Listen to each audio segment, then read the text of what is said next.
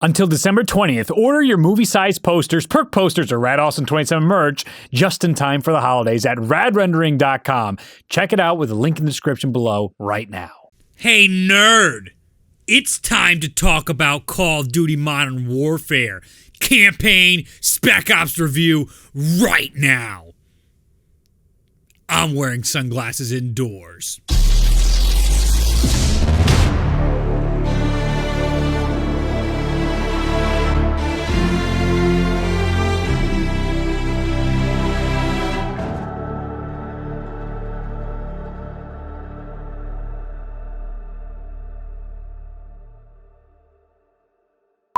Today, we're going to be jumping down Modern Warfare's Campaign and Spec Ops, and I'm going to give you my thoughts. And maybe you want them, maybe you don't. Probably you want to be like, I have an opinion of this. Let's see if you agree with me, and I'll give you a thumbs up. And if I hate you, I'm going to give you a thumbs down and tell you why I disagree with every point you make. So I look forward to that in the comments down below. Leave a rating for the YouTube algorithm. That'd be super helpful. And maybe you'll learn something with these new videos. That's the goal. Maybe you'll learn just one little thing and you're slightly entertained. But without further ado, my great editors are going to make me look way cooler than I need to be.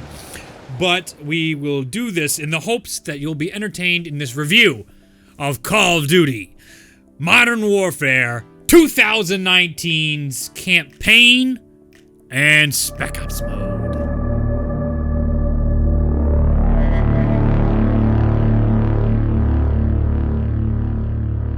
So I'm going to start with the big points first. I'm not going to lure you in and be like, oh, find out at the end.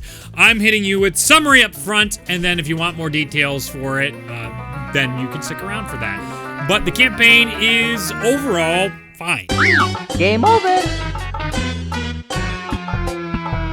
It's the best on the newest generation of consoles when it comes to Call of Duty. They haven't really released a big home run in a very long time, and this campaign was good. It wasn't bad whatsoever, and I enjoyed playing it for the most part, but then I went and did some more research for this review, and then things I learned made the campaign not as great, and you might find that as well. Solid campaign on the surface level. When you look deeper into it, there is more beneath the surface, which is more than most Call of Duties offer. A criticism I always hear is, it's COD, I don't want to think, it's COD. Call of Duty never used to be like that. In Call of Duty 1 through 3, it was very much trying to give you a realistic feel of what war was like and bring it to players' hands. In Call of Duty 4 and 5, it was still very much the grittiness and the realism. They took political chances here where they were showing modern warfare at a time where we were in a Gulf War was over. We're in the Iraq War at that time.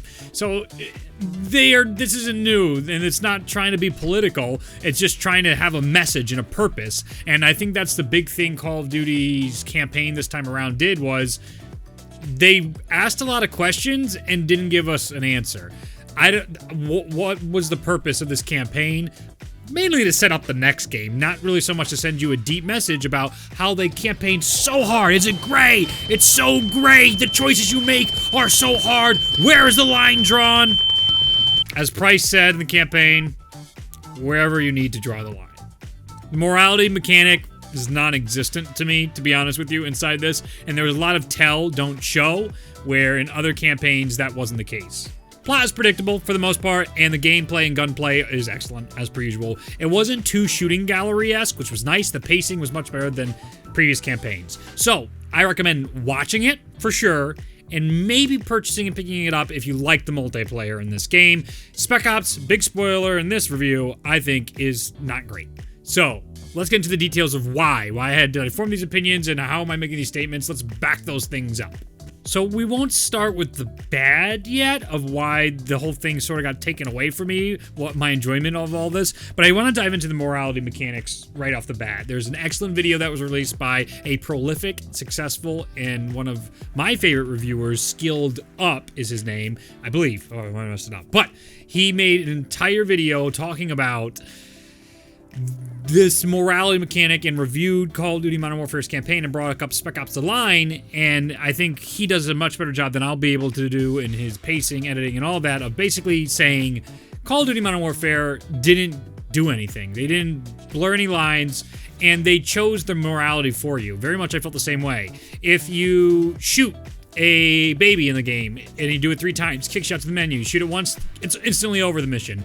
If you end up shooting the kid in one of the controversial interrogation machines, it instantly tells you that's wrong, you lose the game. Just get in there. Let me get it. Let me get it. Just let me get it. Come on, ref, let him play.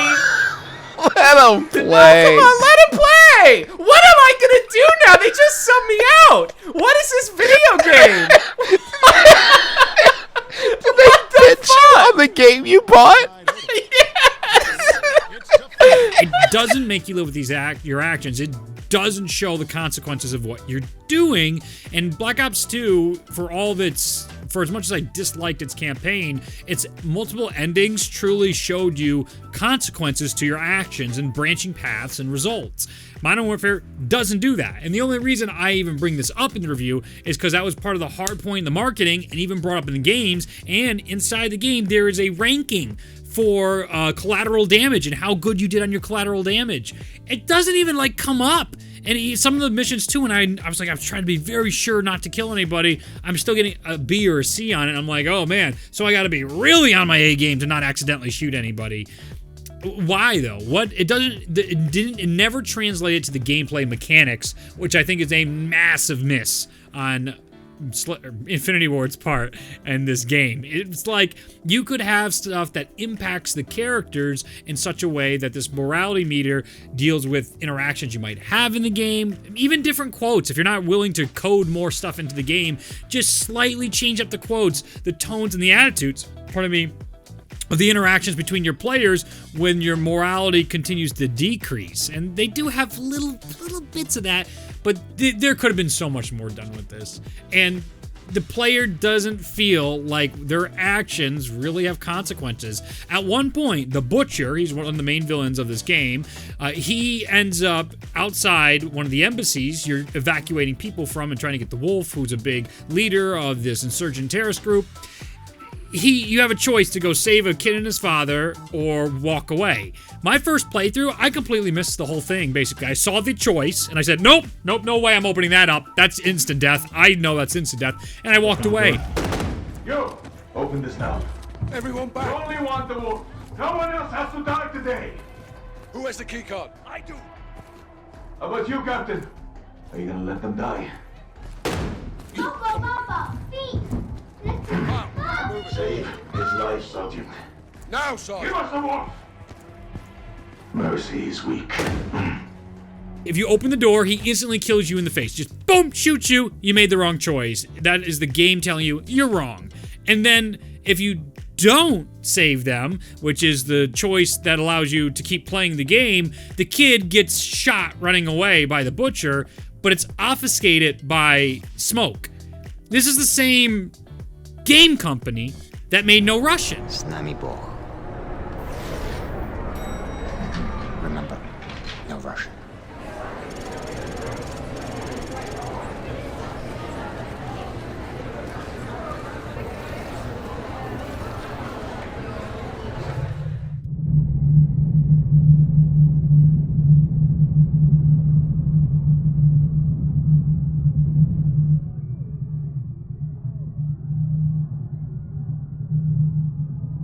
So I didn't even know the kid got killed. It lessened the impact and made the decisions way less difficult for me when the Butcher came up later on when you're interrogating him and you steal his family in that very controversial scene.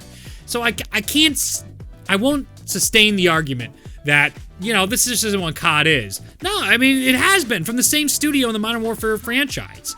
What's so fascinating to me is how we've departed from having, as the Act Man, another guy I watch online, says Call of Duty had balls back in the day. Now that's, vulgar in some respects, and if that makes you upset, I'm sorry. But this is truthful.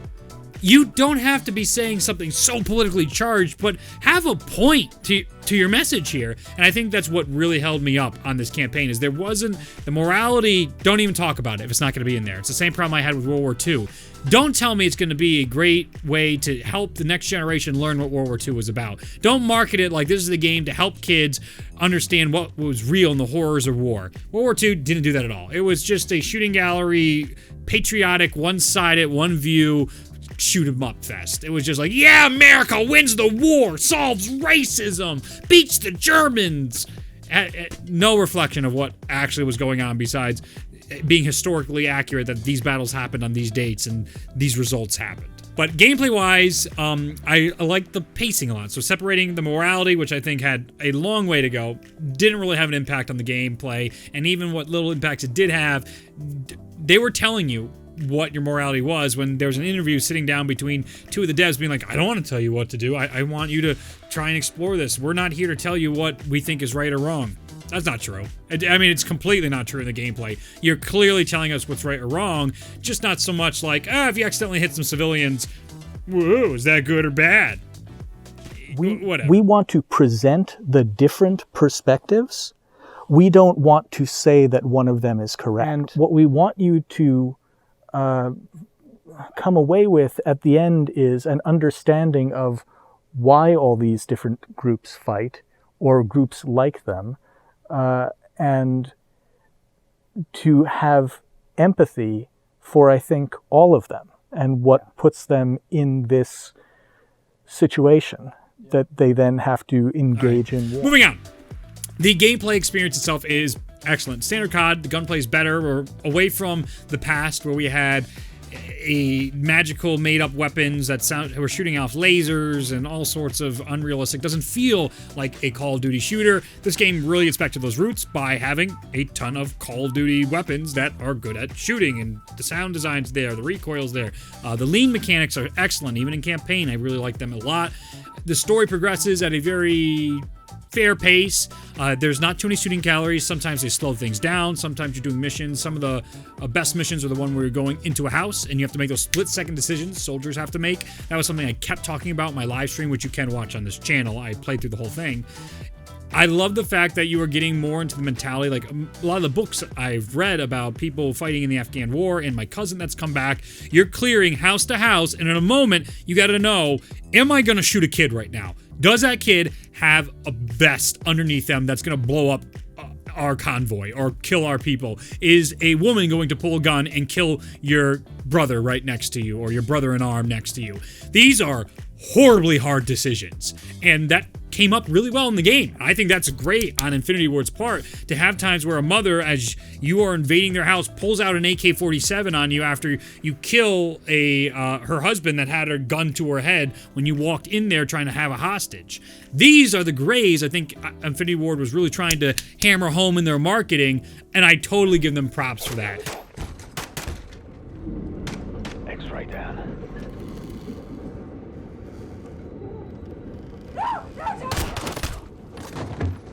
She gonna go pick up a gun now? Yep.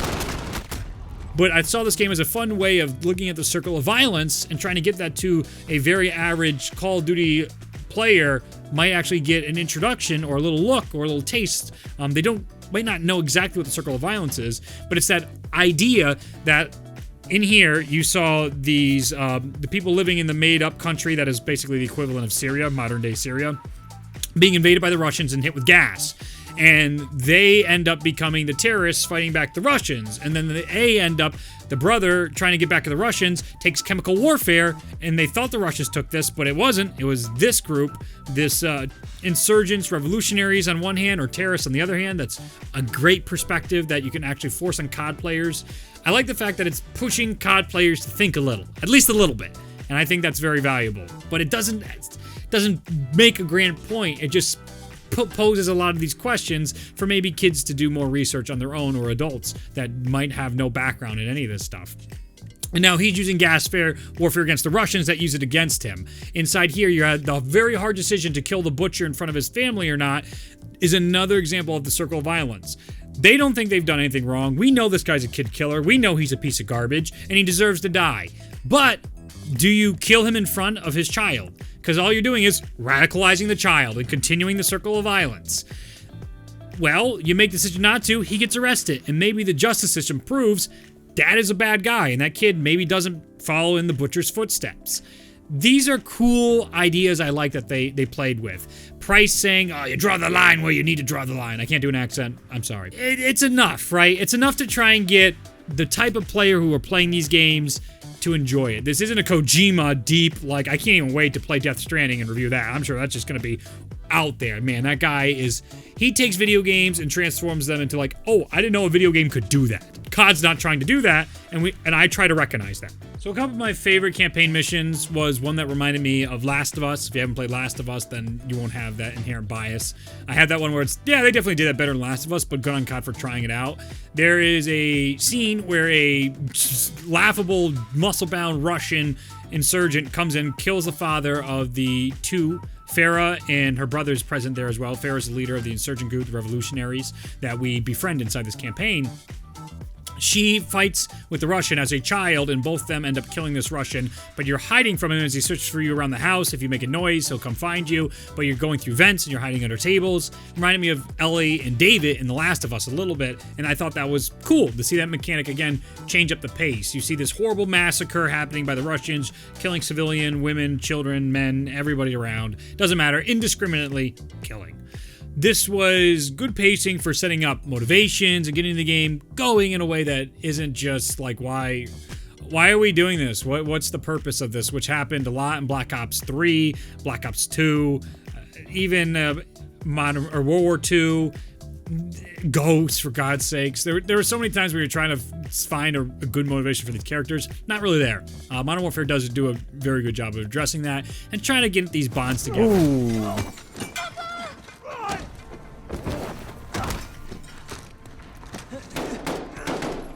Oh, God.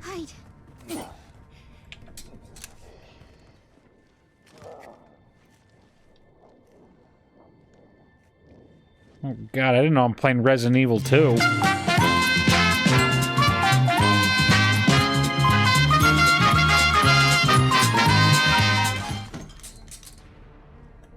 Third time the charm? Nope. Oh, God. What about the brother? There you go.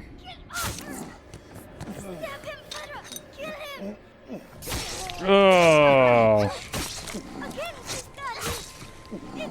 Oh. Is this where the journalists were like, hey, you can't show this shit? Because I disagree. Holy.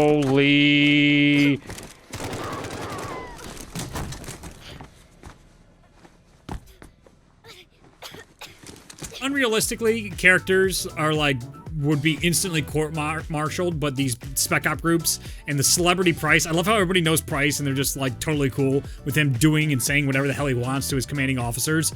That's insane to me, but it's a video game. Have fun with it. So that's like the suspension of disbelief we're buying into in this world, that Price is this big special Black Ops type character, special operations type character. He has a little sway in the things he asks for. And this is, again, leading into the start of what we remember in Modern Warfare 2. And the game does a great job as a soft reboot, and I absolutely want to give props for that. But the Russians, dehumanized, and I wasn't a big fan of that. And that leads into the big issue I have with the game, is the revisionist history that goes on. This game is banned in Russia, and at first I was like, why? I mean, they are the villains, and they were dehumanized in this. They try and bring it back with Spec Ops, but I'm like, you know, they were the bad guys in the original games. You got to have a bad guy in these type of games. They really made them just like senseless killing machines in this game. And from my perspective, whenever I consume movies, like even Hacksaw Ridge, I don't like how they dehumanize the Japanese. The Japanese were awful. They were awful during World War II. But you gotta show why. Because it just starts being, it makes people go, oh, see, that type of person, I'm not like that. Only monsters are like that. When you dehumanize them, you make it be like, humans don't do this stuff. Only messed up people do this stuff. And it's like, no. A lot of the people that fought and died and committed atrocities, A, think they're good people, B, aren't that far from being good people, and C, is typically a long line of little pushes until they're doing something terrible by the end of it. And war in a Call of Duty game, these are perfect examples, all right? Anytime there's a massive revolution, it's always little events over time of people being put into absolutely desperate circumstances. Very rarely do you get the psychopath that is enjoying killing or doing these heinous acts. They are far rarer than media likes to give credit for, but is getting better about talking about in this modern age.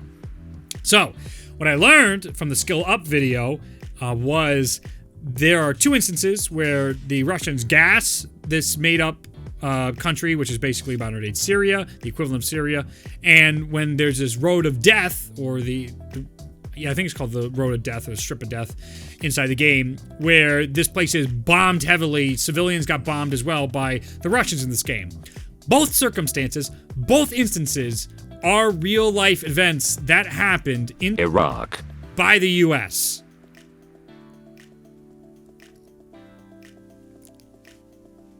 Come on! If you're making a game like this, all right, come on. I mean, they try and they try and say, make some points that like, America's the bad guy now because they're not helping you out, and they've marked your friends as a terrorist group now and stuff like that. But the revisionist history of this game and pitting that on Big Bad Russia, man, that is easy cannon fodder for news stations to pick up over there and propaganda to be used against the United States, for us being a propaganda machine and brainwashing viewers. I had no idea. I said, yeah, the Russians probably did that stuff. No, we did it. I just think that's something you gotta diverge. If you're gonna tell this story and you're gonna take what is almost word for word a real thing the United States did and turn it around and pit it on an enemy country, it's like, that's the definition of propaganda, man, in one respect. That is exactly what, like, one of Goebbels' first principles of propaganda was, you know what, put the quote on screen, Chroma. I think Chroma's editing this one, Orwelling, and what the definition for Goebbels' principles for propaganda, and one of them is along the lines of accuse others of what you are guilty of. That is just part of his amazing propaganda philosophy that he did for Hitler. So, that got pretty deep, and I aired out most of my stuff, but there's fun levels in there. I like the lights out mission. I like the ones where you're able to do night vision stuff. You're going corner to corner. You're getting real looks at how difficult decision-making might be inside these war zones, and when civilian casualties are caught up during the sequences, seeing gas warfare used and not romanticizing war and not romanticizing the use of chemical warfare and showcasing atrocities. I think all that stuff is really well done for a Call of Duty game in that respect. They did a good job, and that's why I think it's a good campaign. It's not the best, and they could have done so much more with it. They left a lot to be desired, but that is what it is.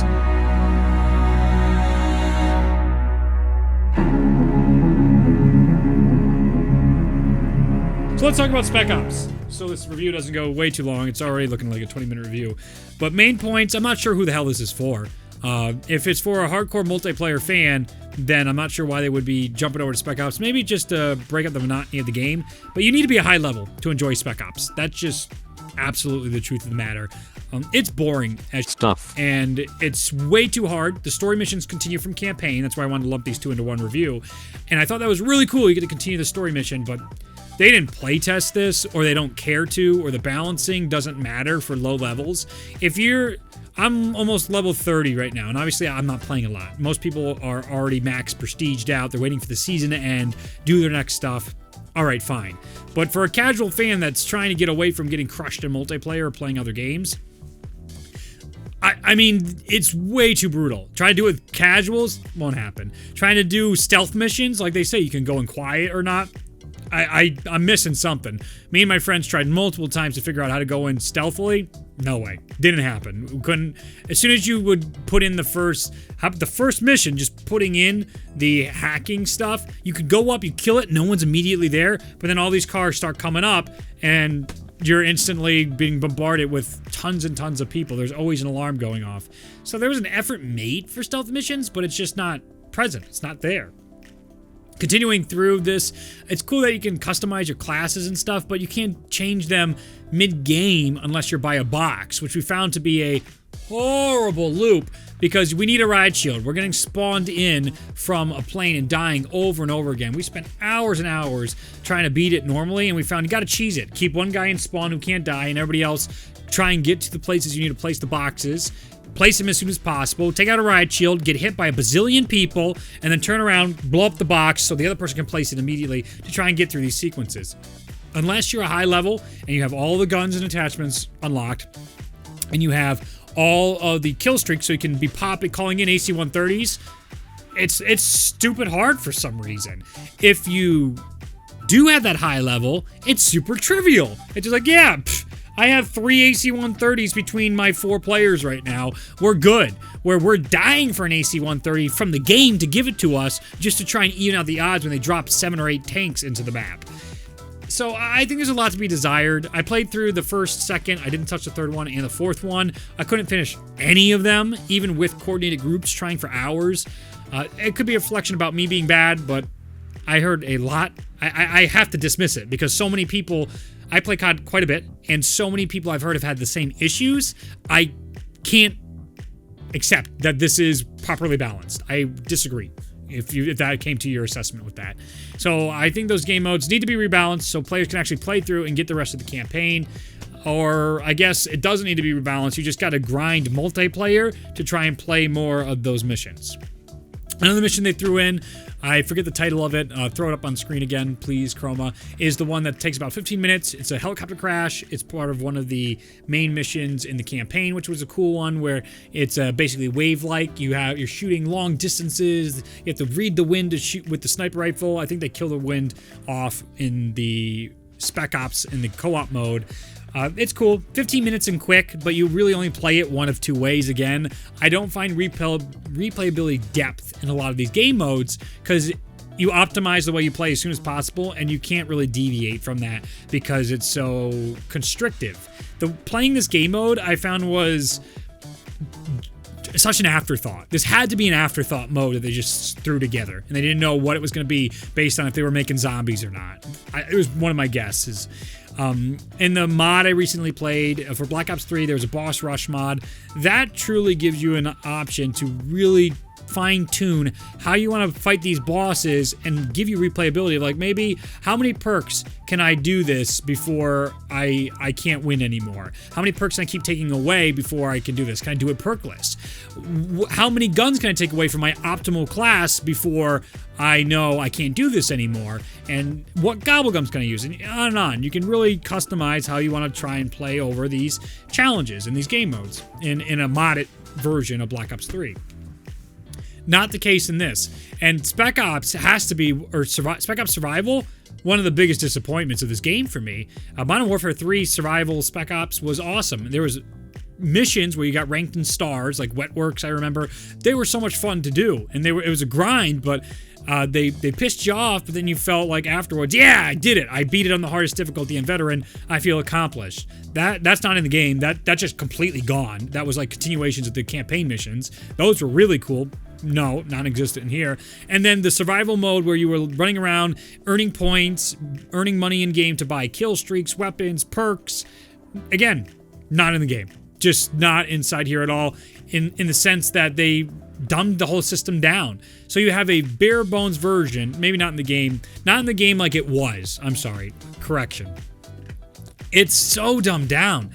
I can't believe how empty it feels inside the game. You can't buy stuff in between rounds. Now, given I'm doing this before patch 1.08 just installed, so if they changed it at 1.08, I apologize, but I don't think they did. It's not fun. You can't buy ammo in the middle of a round. You got to pick up a gun off the ground. Why? There's only like 30 seconds when there used to be like a minute. They're trying to speed up the games, I guess, but the maps are so big. There's 3 different survival maps that you can't get to some of the other crates to buy stuff per round. You can't be thinking. And all the stuff is locked behind your level again. So if you're level 50 versus a level 1, it's not even close. What's cool is like your work in multiplayer counts across all the other modes, but all the other modes don't rank up multiplayer fast enough to make those game modes fun.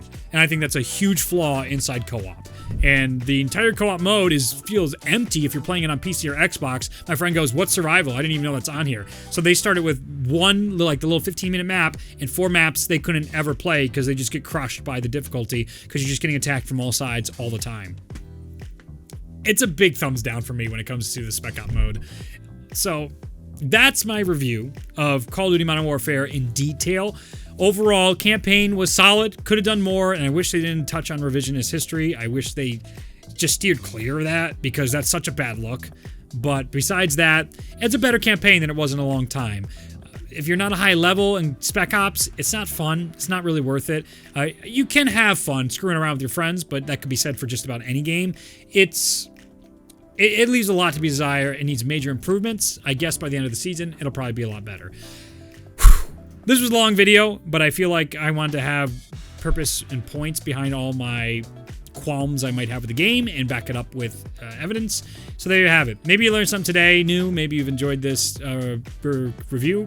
So let me know in the comments down below. Leave a rating. If you want videos to continue, support the Patreon. That's the best way. With YouTube now having terms of service, being able to terminate your channel if you're not, commercially viable, the best place is to support me on Patreon. And then you get your name at the end of the video and in the comments, and occasional merch twice a year. So I really encourage you to go over and support us at Rad Rendering, patreon.com/radrendering. Have a wonderful day. Thanks for watching. And I'll see you in the next video. Bye now.